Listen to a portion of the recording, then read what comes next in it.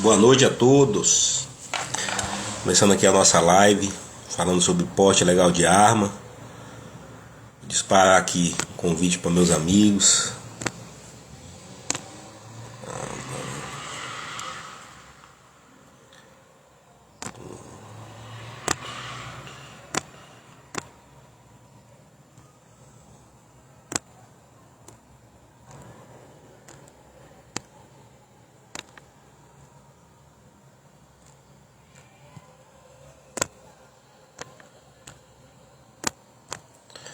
Quem for entrando vai dando um joinha aí, vai dando um salve pra gente. Tô convidando meus amigos aqui agora.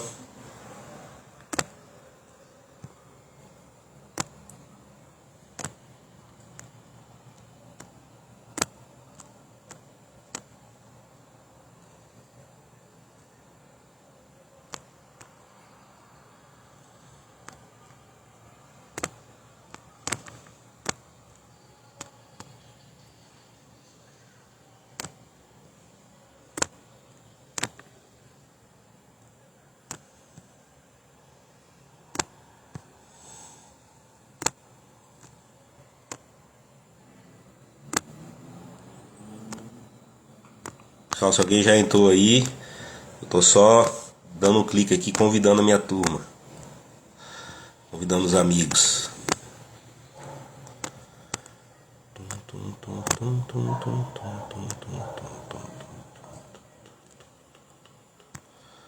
Paulinho, Bianca, Dr. Sérgio, Bruno, valeu.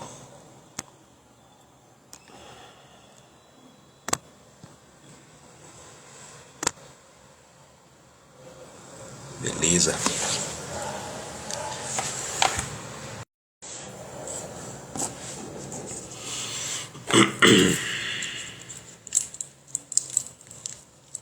Boa noite, Ana.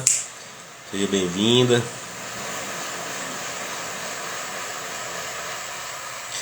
Meu amigo Vinícius.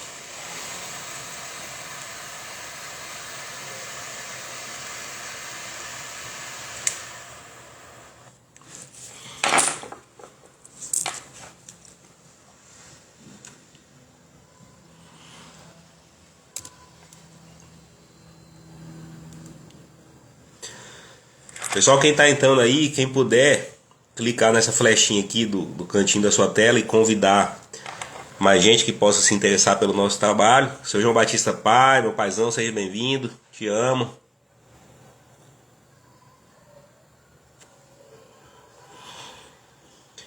Vou falar hoje sobre armas de fogo, porte de arma, posse de arma, registro de arma, quem pode andar com arma, quem não pode.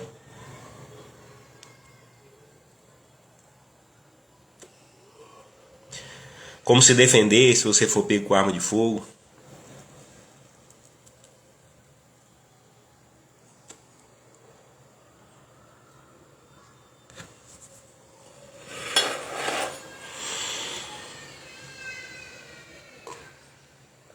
Eu que agradeço, Ana. Muito obrigado aí pela atenção que você dá, pela moral que você dá aí pra gente. Muitíssimo obrigado.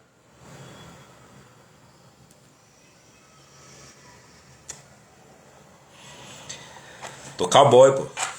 Saudade do Goiás.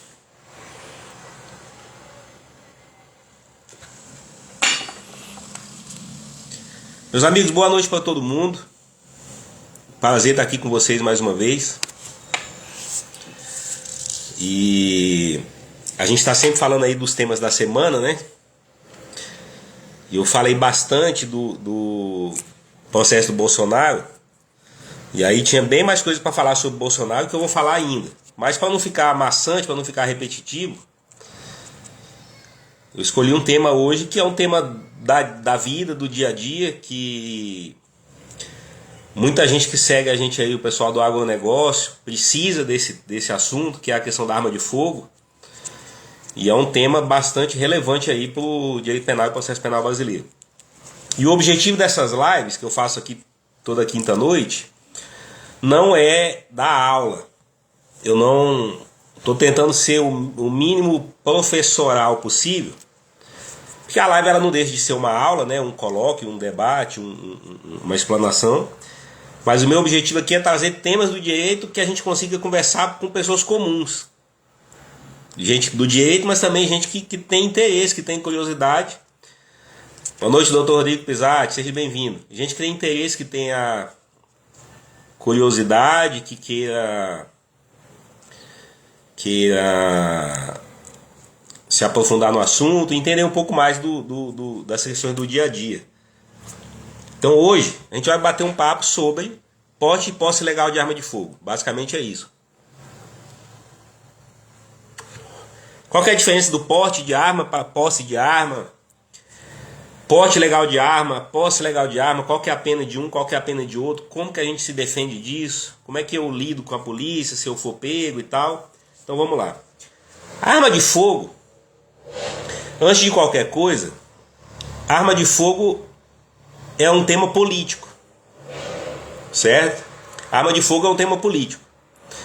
Então, não necessariamente a arma de fogo ela tem que ser algo em regra proibido. Isso é uma coisa até recente no Brasil. Porque antigamente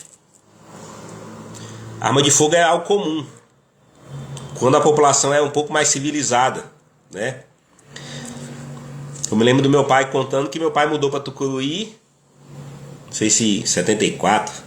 Meu pai mudou para Tucuruí, chegou lá, foi numa festa no quartel e o coronel da PM deu um revólver para ele de presente. Antigamente a legislação era muito mais branda, era muito mais permissiva. Eu imagino também que tinha menos loucura, tinha menos confusão. A população era um pouco mais organizada, a vida do brasileiro médio era um pouco mais amena. Então não se via a necessidade de uma restrição tão grande em relação à arma de fogo. Hoje, por questões de ideologia, né? Mas não só por ideologia, mas por uma questão, me parece que de necessidade, com essa coisa de crime organizado, facções criminosas se estruturando quase que como um governo paralelo, dominando inclusive territórios e tal, o legislador entendeu que era necessário ter um pouco mais de rigor em relação à arma de fogo. Certo ou errado, a gente vai falar disso daqui a pouco. Funciona ou não funciona, não sei também. Me parece que não.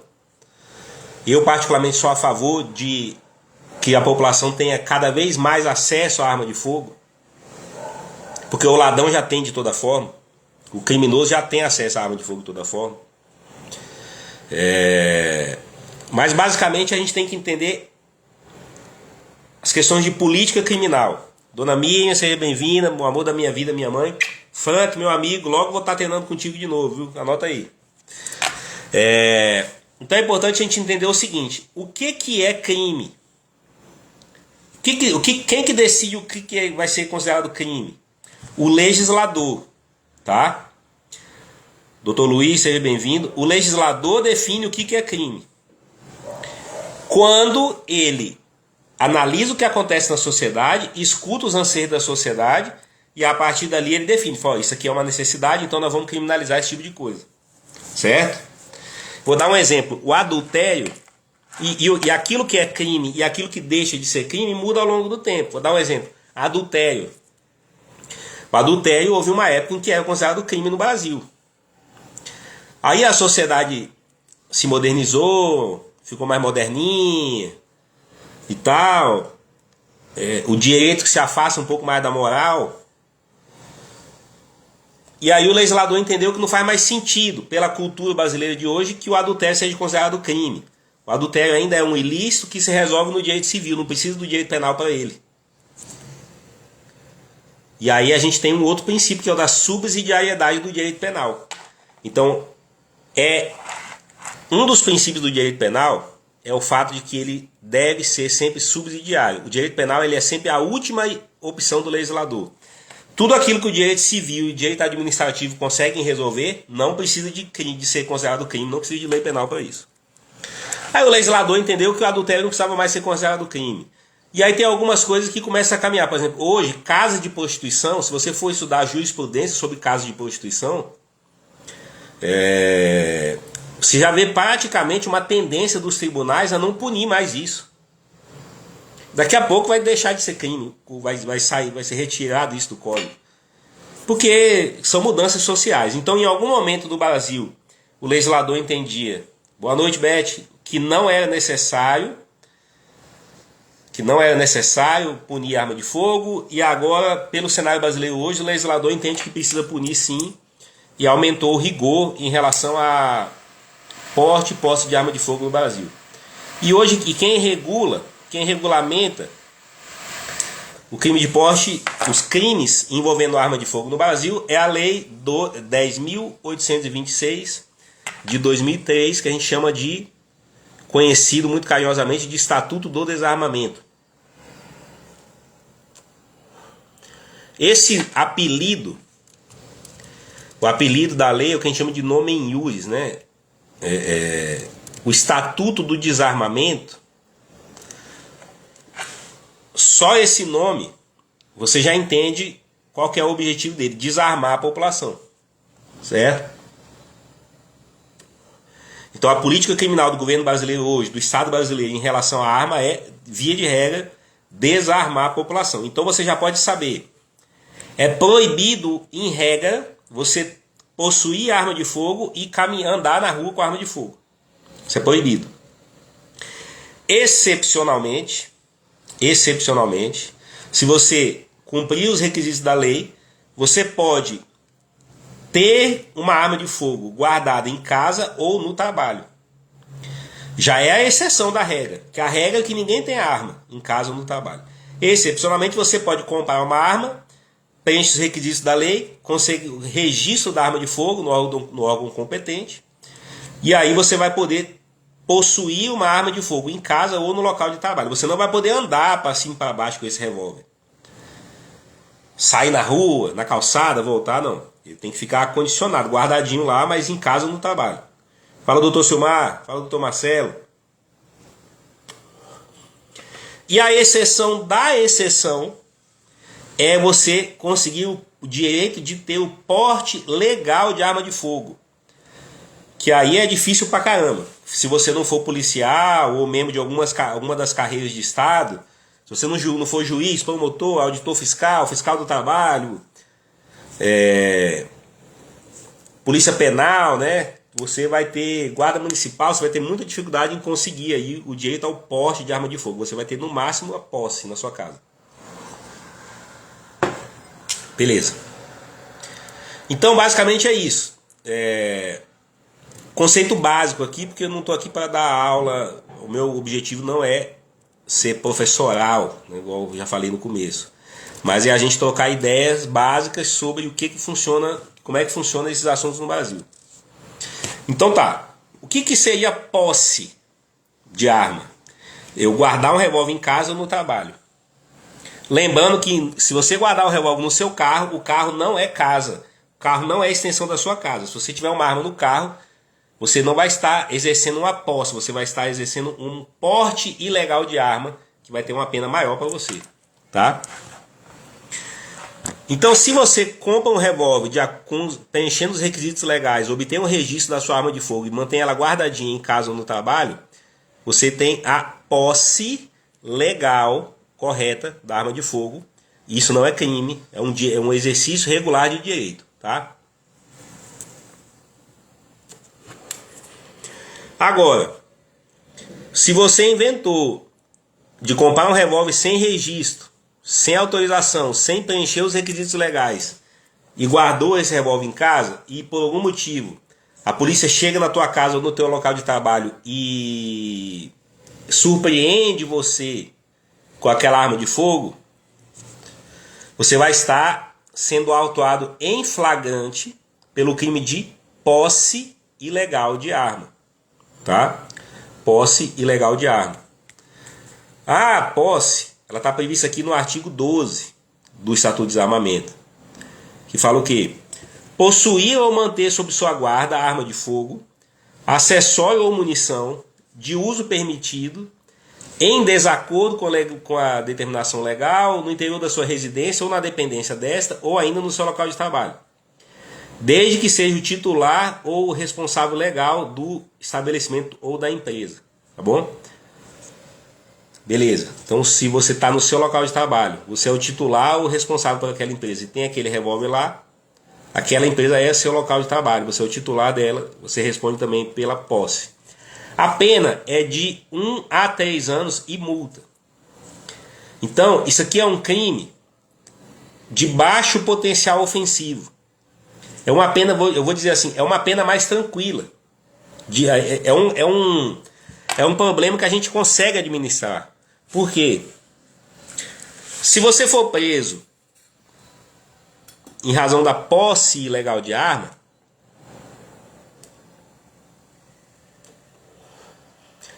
você vai ser preso em flagrante. A polícia vai apreender aquela arma. Fala, Sávio, boa noite, meu amigo, muito obrigado.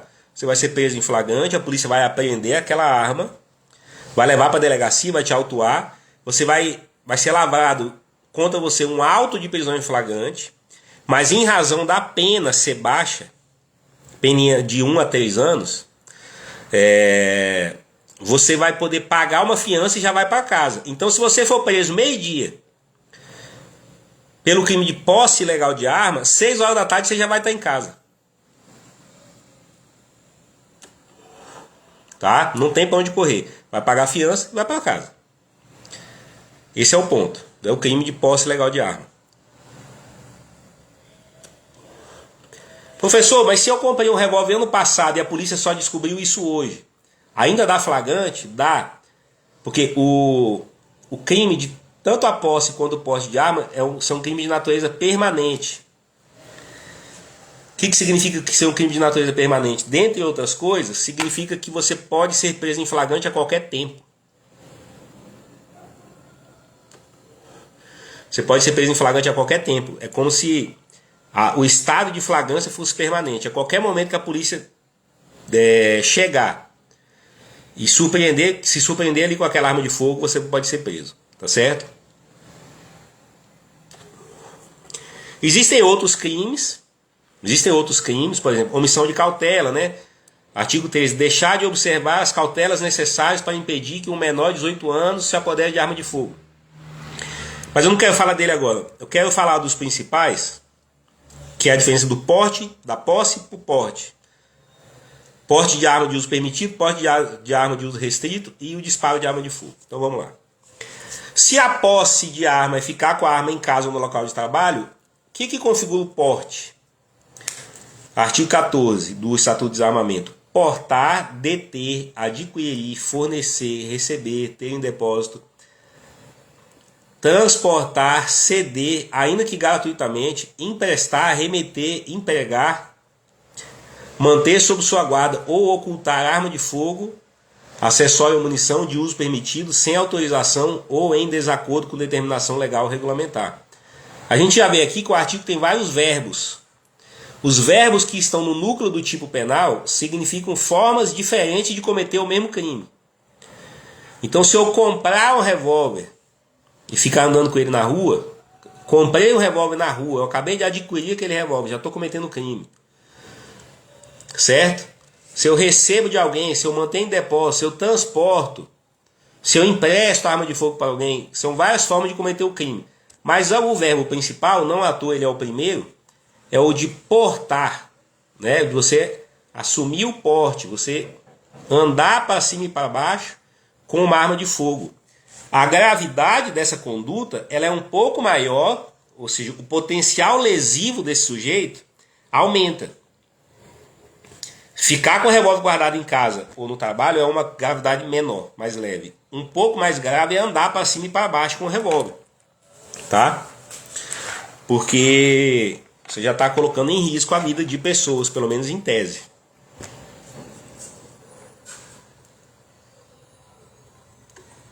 Aí a pena vai ser uma pena de 2 a 4 anos, além da multa. Tá? Qual que seria a diferença básica? O crime de posse ele tem uma pena mínima de 1 ano. Então, se o Ministério Público oferecer uma denúncia contra você, ele vai também oferecer um acordo chamado de suspensão condicional do processo. Se você consegue formalizar aquele acordo, você nem vem a responder processo, você faz um acordo em matéria criminal. O crime de porte ilegal de arma, ele tem uma pena mínima de 2 anos, então já não admite mais esse benefício do acordo de suspensão condicional do processo, também chamado de sursis processual. Então você vai responder você vai ter que responder o processo.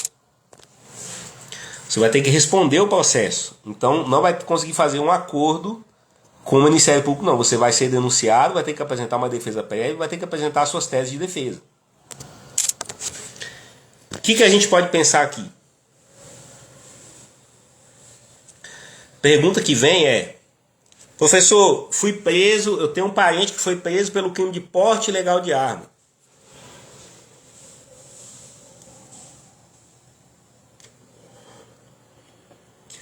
Eu tenho um parente que foi preso por porte ilegal de arma.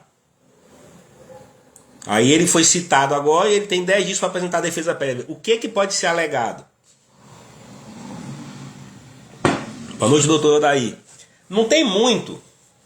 Aí eu vou explicar aqui. Hoje em dia, quando você é preso em flagrante pelo crime de porte ou de posse ilegal de arma, você sempre vai ter o direito de defesa, tá? Mas poucos são assim efetivos no sentido da possibilidade de absolvição.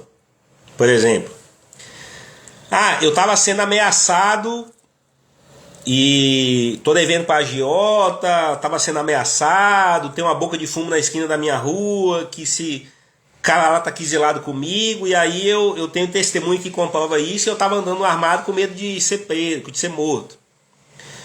Então a pessoa quer alegar ali um estado de necessidade. Eu tava pegando uma mulher casada, o corno lá ficou com raiva de mim, tá falando que vai me matar e eu tô andando armado para salvar a minha vida, beleza. Eu vou pra fazenda e lá na estrada da fazenda é perigoso e eu tenho que ir armado, beleza. Você até pode alegar essas teses, mas via de regra os tribunais não acolhem.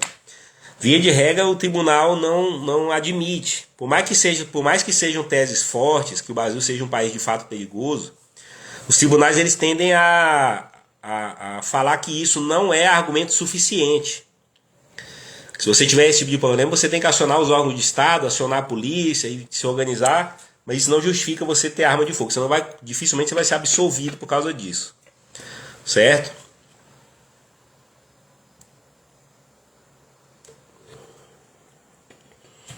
Tem uma questão interessante que é sobre a potencialidade lesiva.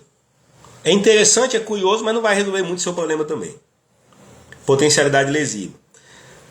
Quando a gente fala de potencialidade lesiva, você consegue entender que ter o revólver em casa, a posse ilegal de arma, ela é menos grave do que andar na rua com a arma de fogo. Beleza. Quando a gente vai defender alguém em processo, vocês têm uma situação que é uma das primeiras coisas que a gente olha. A pergunta é, a arma estava municiada ou desmuniciada? Porque o revólver sem munição também não tem potencialidade lesiva. Como é que eu vou dar um revólver sem munição? Ele é mais ou menos uma pedra. Eu posso só se eu tacar ele na cabeça de uma pessoa. Então, a arma com munição, ela é mais lesiva, é mais perigosa do que a arma sem munição.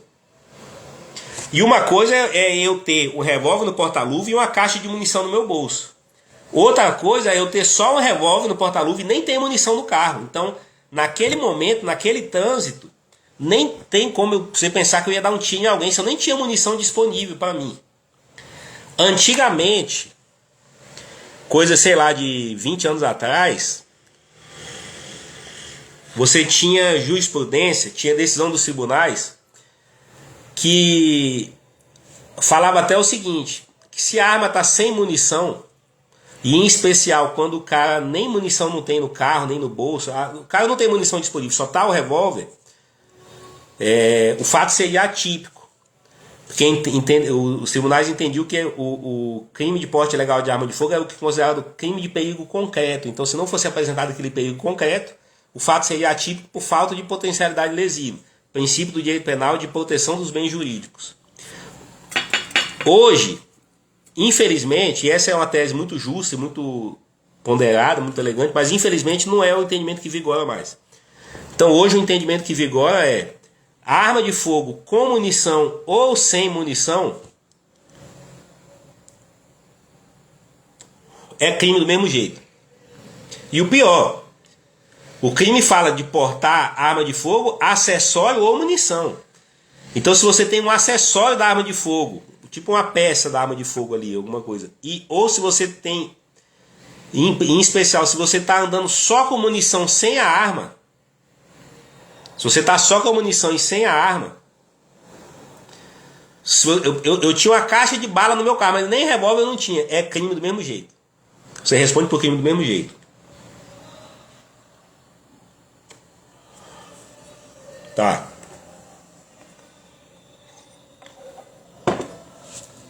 O que a gente tem de defesa? Tá? O que a gente tem de tese de defesa para arma de fogo? Em casos excepcionais, vou dar um exemplo.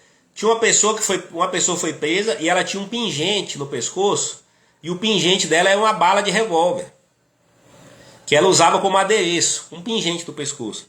Foi presa em flagrante, levada para a delegacia, esse assunto chegou até o STJ, aí o STJ falou: não, aí também já é demais. Só um pingente, por mais que formalmente seria um tipo de uma forma de portar munição, mas aquele pingente ali, do ponto de vista material, do ponto de vista substancial, não colocou risco para ninguém, o cara foi absolvido. Uma tese que ainda dá para alegar é pedir a perícia de eficiência na arma de fogo, tá? Pedir a perícia de eficiência na arma de fogo. Por quê? Porque se você tem um revólver velho, imprestável, ou seja, um revólver que não tem eficiência, não atira mais. Vamos dizer que você tem um revólver velho enferrujado. Você anda com aquele trem lá, tem muito tempo, mas você nunca nem atirou mais. Aí você vai preso. Aí o advogado vai olhar e fala: pô, mas esse revólver tá velho. Vamos pedir perícia. Normalmente a polícia já faz a perícia, o delegado já manda para a perícia de toda forma. Se não tiver mandado, você pode pedir. Aí o que o perito vai fazer? O perito vai pegar aquele revólver, vai colocar a munição e vai atirar. Se o revólver atirou, o perito vai atestar que aquela arma era apta para efetuar disparo, assim tanto que efetuou. Se o perito coloca a bala no revólver e atira, e aquele revólver é imprestável, o perito vai falar: essa arma de fogo ela é imprestável. A chance dela atirar é zero. Então aí, nesse ponto, os tribunais ainda aceitam. Aquele revólver nem vai ser considerado arma. Tá? Uma arma imprestável nem vai ser considerada arma. Aí você pode pleitear a absolvição do sujeito pelo crime de porte ou posse ilegal de arma, porque teve uma perícia que atestou que aquele revólver é imprestável. Então cuidado. Às vezes acontece muito do cliente chegar para mim e falar: não, doutor, o advogado vai me defender e diz que como o meu revólver estava sem munição, é uma tese de defesa, não é crime porque não tinha munição. Os tribunais não têm aceitado isso. A não ser que você tenha uma perícia, o que é difícil, esse tipo de perícia. Um revólver que não atira, que já está tão enferrujado, que já está estragado, é só uma velharia. Via de regra, praticamente, eu acho que todos os processos que eu já atuei de porte ilegal de arma, o delegado, tão logo ele apreende a arma, ele já manda para a criminalística, que o perito já faz aquele exame rapidinho lá, e via de regra o revólver atira. Agora eu vou falar o que é que realmente funciona em matéria de tese de defesa. Tá? Falar o que realmente funciona. Inclusive, eu consegui uma prescrição de uma pessoa que está aqui assistindo nossa live agora. Não vou falar quem é. Lá em Tucuruí do Pará.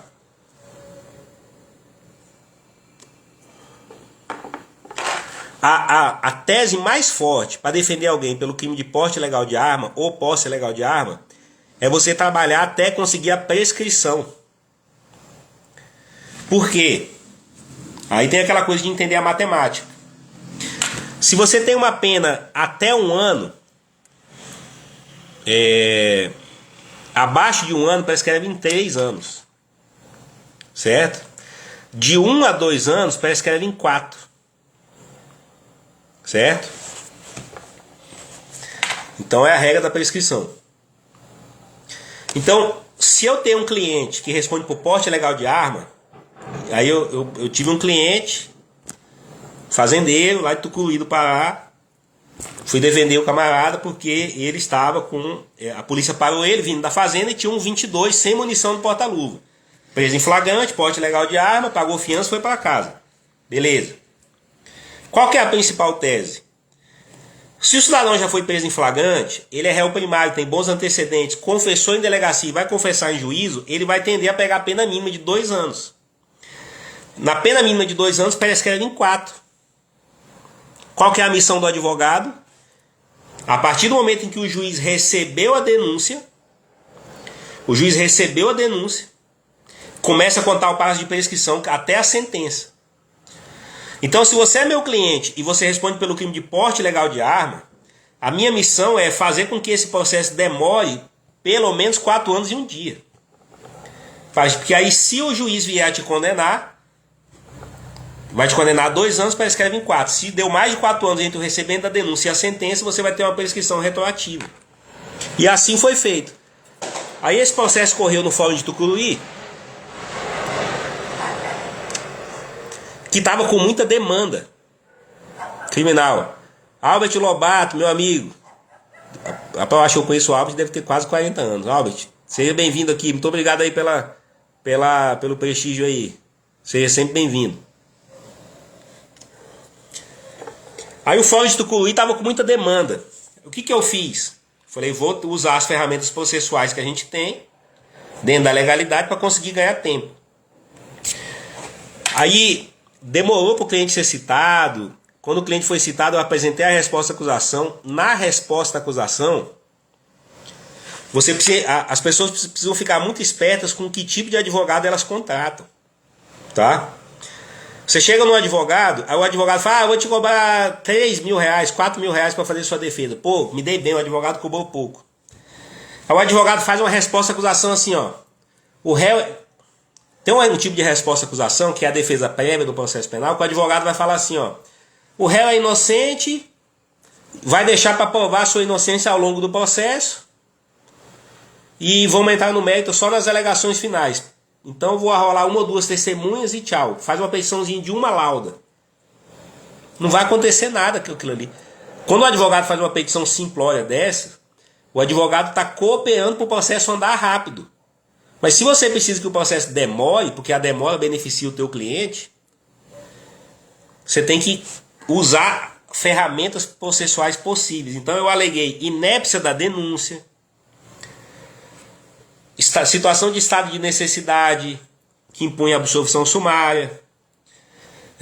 Eu aleguei a inconstitucionalidade do Estatuto do Desarmamento, porque eu entendo que, de acordo com a Constituição, aquele cidadão tem o direito de possuir arma de fogo. O Estado... Eu inventei tese, criei tese. Eu sabia que o juiz não ia acolher. Mas quando você apresenta uma petição mais bem feita, o juiz vai ter que ler. O assessor do juiz vai olhar aquilo ali. Não vai ser tão fácil de despachar. Eles vão ter que ler tese por tese, decidir, negar. Se for o caso, abrir vista para o Ministério Público.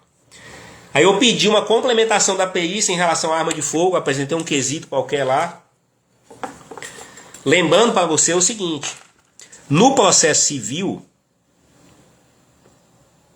meus amigos que são estudantes de direito, no processo civil e no processo do trabalho, existe um negócio chamado litigância de má-fé. Se você fica apresentando tese esdrúxula em processo civil e processo de trabalho, você responde por litigância de má-fé. Seu cliente pode ser multado, o advogado pode ter problema. No processo penal, não existe litigância de má-fé. No processo penal, existe um negócio chamado ampla defesa. Então, o advogado não precisa ter vergonha de apresentar teses que ele sabe que o juiz vai negar, que ele sabe que os tribunais não acolhem. O ruim no processo penal não é ter tese fraca, o ruim é não ter tese. Certo? Então eu apresentei um monte de tese lá.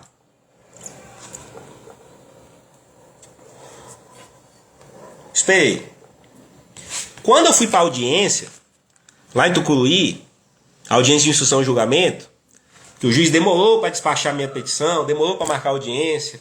Claro que fazer uma petição cheia de incidente ajuda nesse processo, nessa demora. Quando eu cheguei na audiência, o que eu percebi? Olha o que é o advogado velho. Sou careca e tenho barba branca, já posso me considerar um advogado mais velho. Tenho 20 anos de chão. Eu pensei o seguinte, eu vi que a minha audiência foi meio-dia. Aí eu fiquei observando o seguinte, que o juiz, as audiências estavam demorando, porque o juiz, eu perguntei para alguém ali do fórum, o juiz ele já estava fazendo a audiência e dando a sentença na hora. O juiz já estava dando a sentença oralmente em audiência. Então a parte fazia a alegação final oral e o juiz já dava a sentença. Eu falei, pô, não posso deixar ter sentença agora, porque faltava acho que uns 8 meses para 8 meses não, faltava tipo assim uns 6 meses para dar os 4 anos da prescrição. Eu falei, o juiz não pode dar sentença agora, porque aí eu tenho chance de demorar mais ou menos mais de 6 meses para sair uma sentença. Aí eu fiquei observando. A minha audiência foi meio-dia. Aí, quando demora, tem duas coisas que o advogado precisa entender. Quando é caso de réu solto, réu preso não adianta você enrolar muito o processo com réu preso. Você vai só aumentar o sofrimento dele. Mas quando é réu solto, quanto mais demorar, melhor.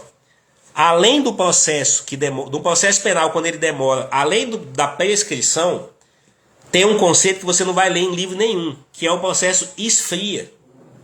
O que significa que aquele processo esfria? Quanto mais o tempo demora, maior é a sua chance da testemunha, por exemplo, testemunha de acusação são policiais. Se demora 3 anos, 4 anos para marcar uma audiência, na hora de intimar a testemunha, aqueles policiais nem estão lotados mais naquela comarca, aquele policial já está em outra comarca. Foi o que aconteceu. Como eu consegui a demora, o juiz já não conseguiu fazer a audiência, não conseguiu finalizar a audiência, porque um dos policiais estava em outra comarca, o juiz teve que mandar carta precatória para ouvir o policial. Estava lá em Goianésia do Pará, sei lá. Falei, opa, já estou caminhando para prescrição. E aí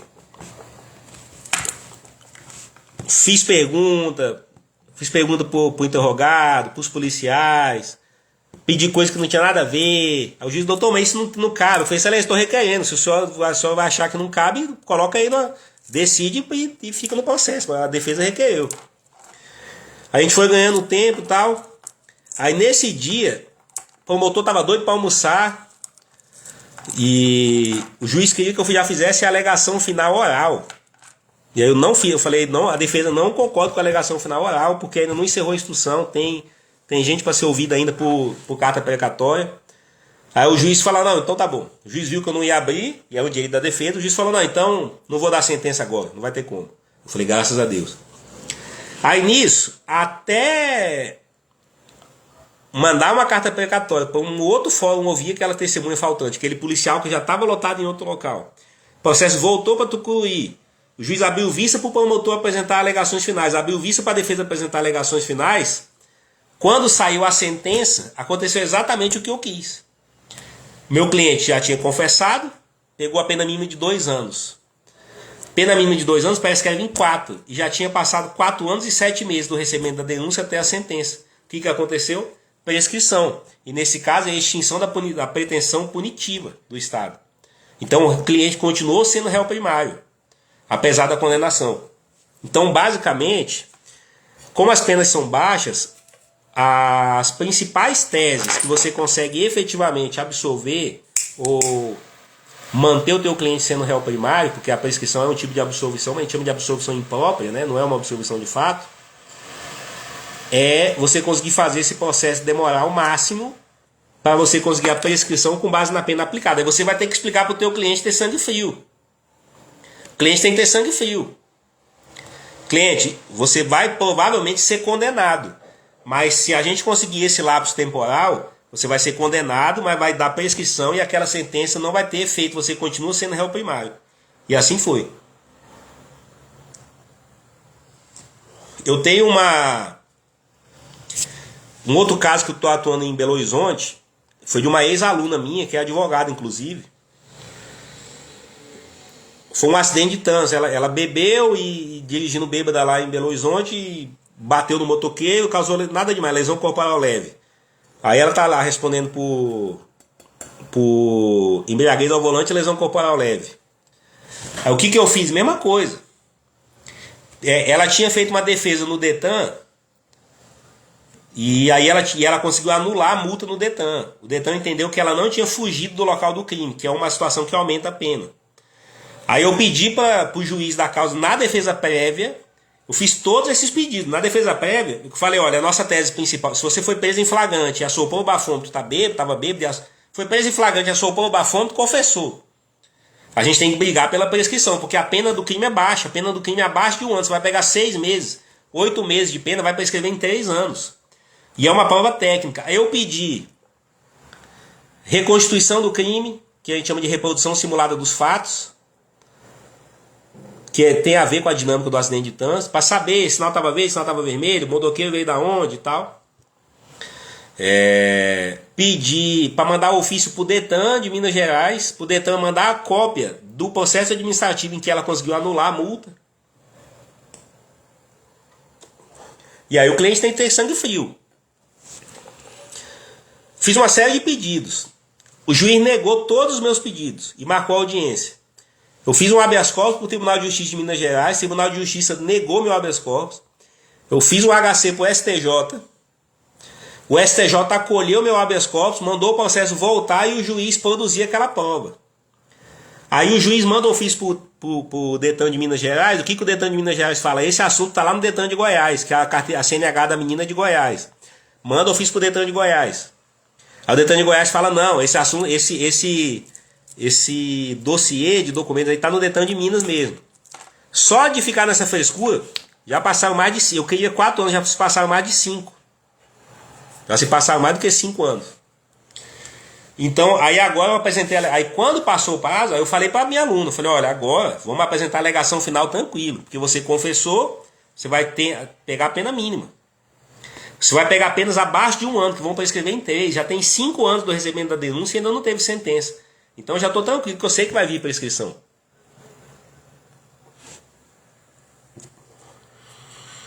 Eu tive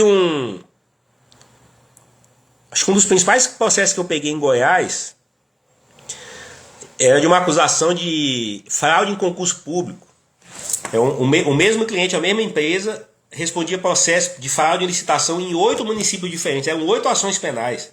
Se o camarada fosse condenado em tudo, ia dar uma pena alta. Demorei 8 anos com esse processo, mas consegui uma prescrição de todos eles. Fazendo isso, sem...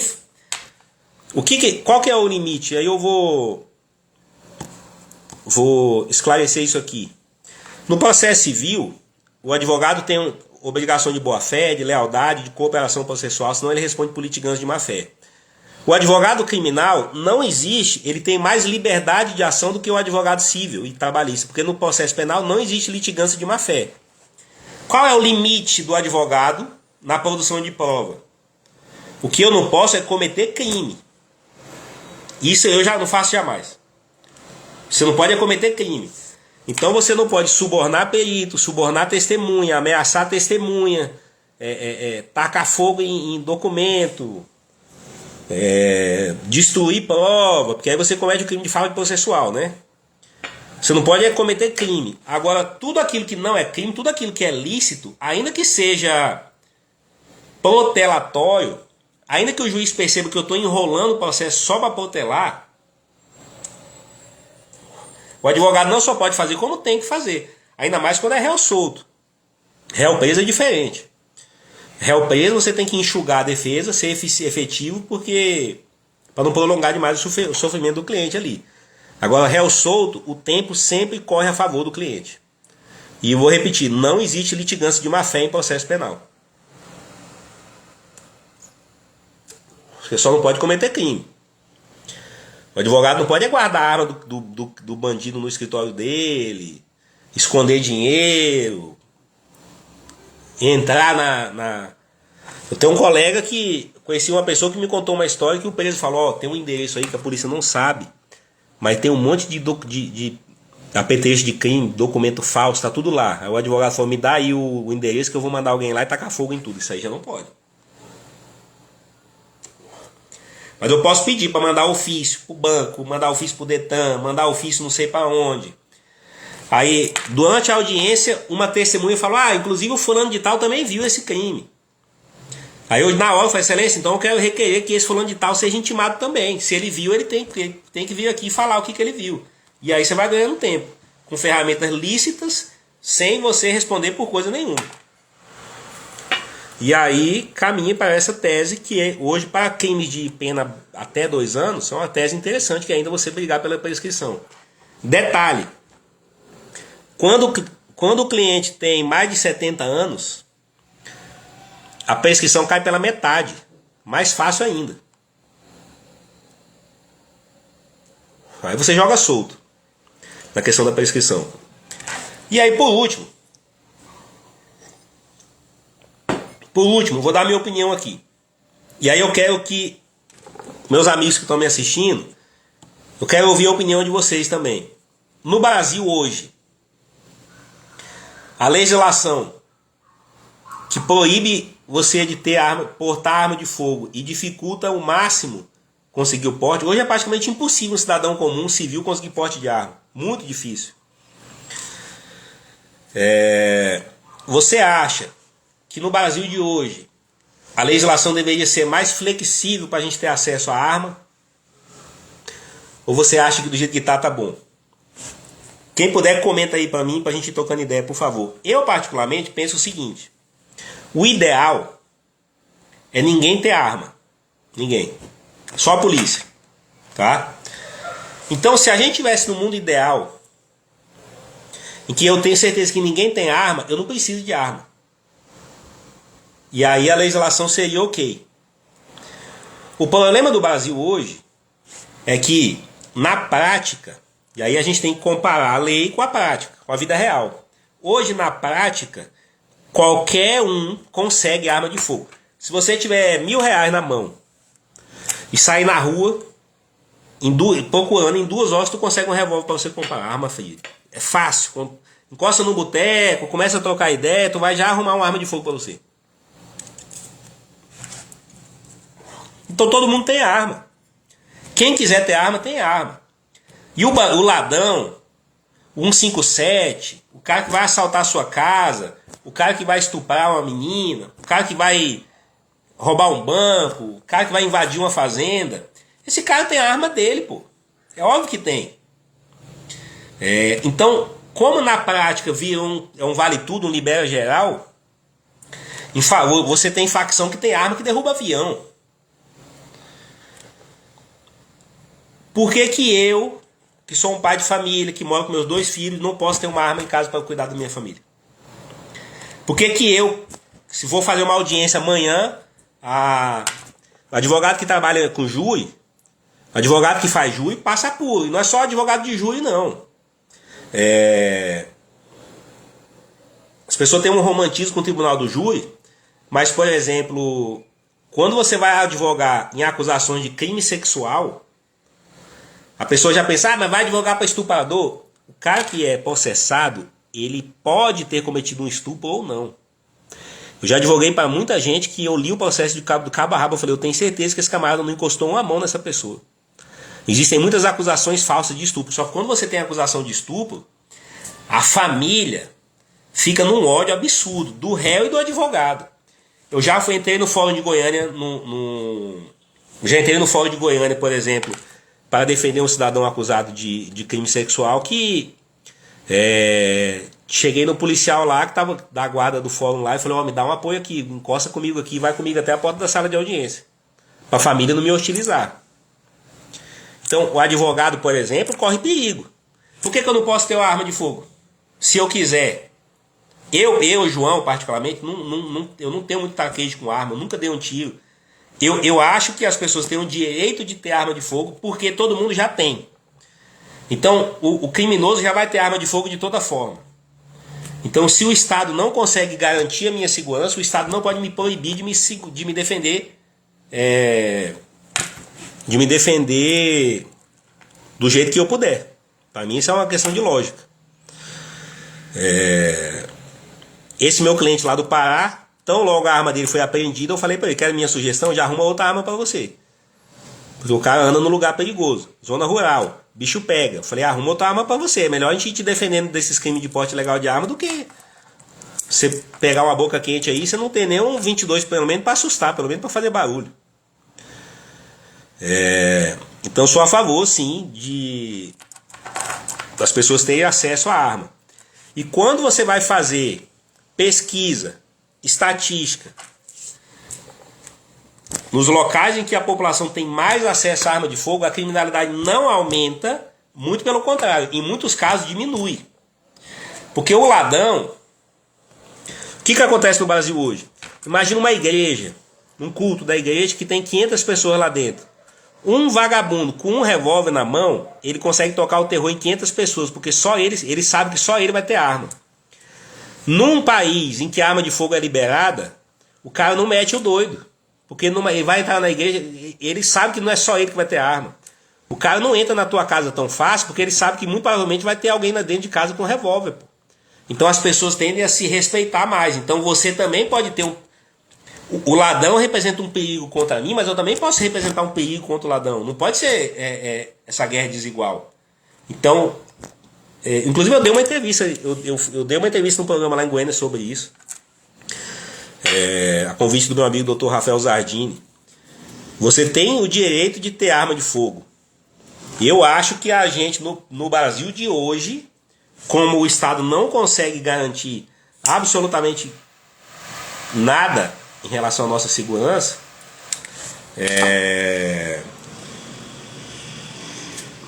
eu sou a favor que o cidadão de bem use arma de fogo, porque o cidadão de mal já tem arma de fogo e não tá nem aí, não tem medo de processo, tem na mínima de 1 ano, tem na mínima de 2 anos, o cara não tá nem aí pra isso não. Então basicamente esse é o meu pensamento. E aí hoje a gente tem a figura dos CACs, né? Essa coisa do CAC, do caçador, atirador e colecionador, até ajudou um pouco, que é uma forma meio... O CAC ele não configura o porte de arma, não vou falar de CAC hoje, o CAC ele não tem porte de arma. Mas o CAC ele vai ter dentro das condições ali, o CAC ele tem um pouco mais de possibilidade de defesa jurídica se ele estiver transitando com a arma dele, dentro daquilo que a legislação e a regulamentação da arma de fogo do CAC permite. Então a minha ideia, o meu conceito hoje é que o brasileiro possa sim ter acesso à arma de fogo. Ah, mas vai ficar perigoso, meu amigo. É impossível o Brasil ser mais perigoso do que já é. Isso eu falo com toda a certeza do mundo. É impossível o Brasil ser mais perigoso do que já é. Você imagina um país com a taxa de 50 mil homicídios por ano?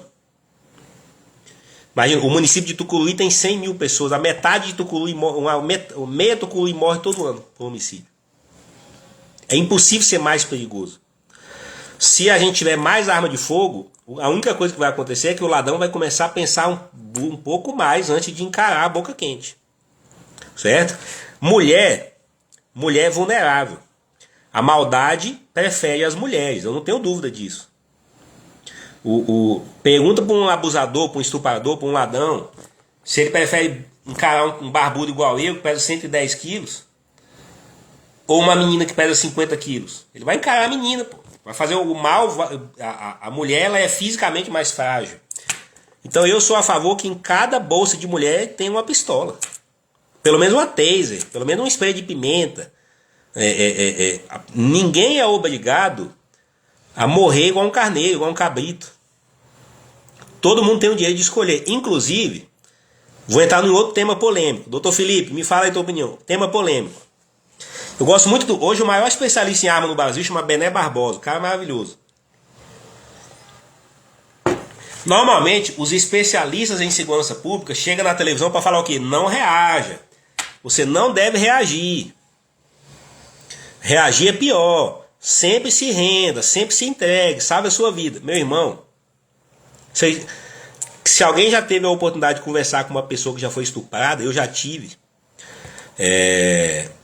Eu já atuei como assistente de acusação defendendo buscando a condenação de um estuprador, e a minha cliente tinha sido estuprada de verdade. É uma das coisas mais horrorosas que pode acontecer com uma pessoa ser estuprada. E aí eu te falo, e o Bené Barbosa gosta de falar muito isso, não existe essa história, meu pai concorda com essa tese também, não existe essa história de que é regra de ouro, não reaja. O cidadão, ele tem que ter o direito de, na hora derradeira, ele escolher o que ele faz com a vida dele. Então não é não reaja. Você tem o direito de avaliar na hora. Ali é só você e Deus, meu patrão. É vida ou morte. É ser estuprado ou não ser estuprado. É ser morto ou não ser morto. Se o cidadão quiser, ele tem o direito de ainda tentar. Se eu morrer, morri. Agora... eu vou falar a minha opinião. Eu jamais aceitaria ser estuprado.